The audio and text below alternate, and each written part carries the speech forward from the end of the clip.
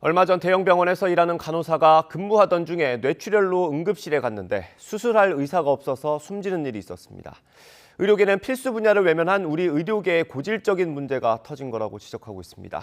정부가 필수 의료 강화 대책을 마련하겠다고 했는데 의대 정원 확대 논의까지 이어질지 관심이 쏠립니다. 기정훈 기자입니다.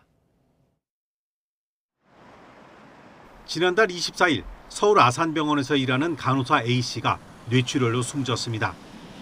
근무 도중 두통으로 응급실을 찾았지만 수술할 의사가 없었고 다른 병원으로 옮겨졌지만 골든타임을 놓친 겁니다.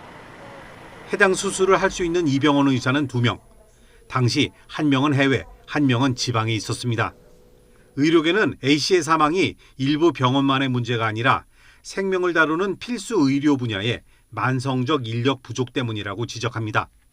외과나 흉부외과 계열의 경우에서도 만성적으로 60%에서 70% 내로 지금 지원을 하고 있는 상황입니다. 그래서 이러한 부분들에 대한 해결이 없이는 지금 이번에 일어났던 일들처럼 똑같이 반복될 우려가 있고요. 전국 보건의료노조도 의사 부족의 현실이 또다시 확인됐다고 지적하고 의대 정원 문제를 꺼내 들었습니다. 의대 정원을 수요에 맞게 대폭 확대하고 응급 외상 등 필수 의료를 책임질 수 있도록 양성 과정을 개편해야 한다고 주장했습니다.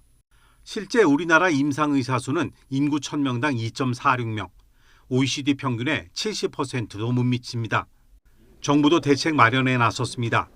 반드시 필요하지만 여러 어려운 여건 때문에 의료 제공이 원활하지 못한 필수 의료 부분을 강화하기 위한 종합적인 대책을 마련하고 있다고 밝혔습니다. 보상을 비롯한 여러 재정적인 지원 방안과 의료 인력을 포함한 진료 현장의 실질적인 강화 방안 등을 중심으로 다각적인 방안을 검토하고 있는 중입니다. 일각에선 의료법을 고쳐 병원이 전문 과목별 필수 인력을 정해 의무적으로 투개해야 한다는 주장까지 나오고 있어서 우리 의료계의 고질적인 인력 문제가 어떻게 개선의 길을 찾게 될지 관심이 모아지고 있습니다. YTN 기정훈입니다.